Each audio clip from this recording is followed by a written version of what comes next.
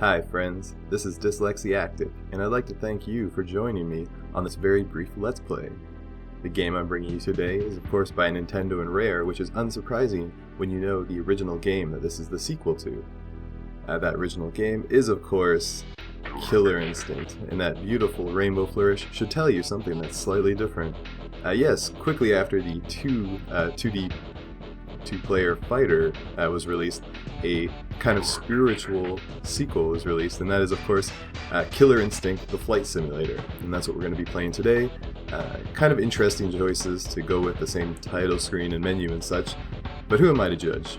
So I'm just going to jump in really briefly and show you guys a bit of the one-player game of that beautiful game that got away and just did not get the recognition it deserved. So player selection is very difficult. Jago has great ascent, kind of poor landings, but maintains quite a high altitude. Of course you got Fulgor, who's the well-rounded flyer, good at pretty much everything. Glacius can do the icy landings in the subarctic levels, but I'm a bit of a wild man myself, so let's fly loose and fast with Saberwolf. Oh, and as you can see, we're going to be starting on the cityscape level.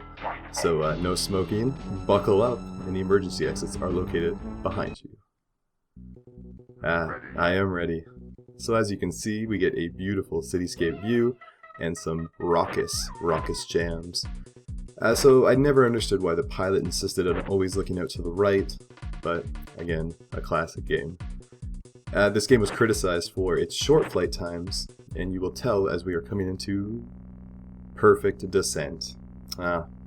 Well, thank you for joining me, and it may not be much, but it certainly is better than walking. With how brief our look at Killer Instinct Flight Simulator was, I thought it would only be fair that I complete the trilogy, as it's known in groups, with the other great Killer Instinct game, that their other kind of stab at another unique genre. Very close. This is actually Killer Instinct the Capoeira Simulator. So if you don't know, Capoeira is a Brazilian martial art, kind of toes that line between dancing and fighting. And if you haven't been able to tell yet, Rare implemented some fantastic remixes of the original Killer Instinct soundtrack, really kind of pointing out that musical component of Capoeira. So again, I'm just going to jump into the one-player game, but don't be fooled. I mean, two-player games tournaments. I spent my childhood playing this. Now you might have guessed every character from the original Killer Instinct roster is just wonderful with moves. I have a tendency to play as Orchid a lot. You can really cheese out some combos. That being said, Combo is actually who I'm going to play as. He has wonderful rhythm, and that is, of course, because he's a boxer. So classic, we're going to be starting the first match against Orchid. I think it's a DLC costume that Combo is wearing. And so, so what you'll notice outside of the raucous, is this hip hop? Is that what it is? Is the entire move list and move sets of all the characters are still completely implemented totally normally, but what you'll notice is in the true sport of Capoeira, we beautifully miss one another and no one ever takes any damage. Gosh, that soundtrack is just beautifully piercing. And so, it looks like we've taken a little bit of extra damage, or we came in with that, but I don't think that actually factors into any gameplay. So really, you can just let loose,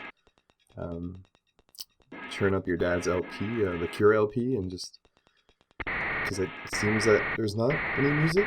Well, you know what? Capoeira can be done however you like. So put in. Oh, there it is. Never mind. That was a close one. So I'm gonna speed this up just to get that down to 0. Not, of course, because I'm completely bored of this or anything like that. This is riveting gameplay. It's just the last minutes. Time out. Oh, looks like everybody wins. Oh, okay. No, nobody won.